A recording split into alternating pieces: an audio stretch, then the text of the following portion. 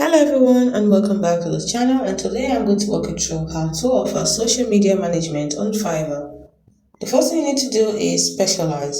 Pick a niche, example Instagram, TikTok or LinkedIn, and specialize in it. Second step is to clear packages. Offer tiers. Give clear packages actually. Offer tiers, for example basic, standard and premium. Then the third one is to show results. Use before and after stats. Example, grew social page to 10k followers in 3 months. Step 4 is keyword optimize. Use terms like Instagram manager, TikTok growth, or LinkedIn content. Now, what are the mistakes to avoid? 1. Vague offers. Do not say, I will manage your social media. No, be more specific. Weekly Instagram post plus stories. Second thing to avoid is overpromising. For example, get 10k followers fast. Fiverr bans fake growth.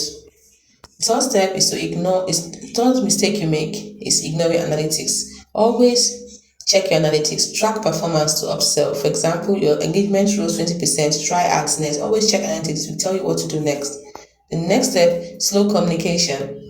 That's another mistake people make. Always reply fast in less than 12 hours to rank higher.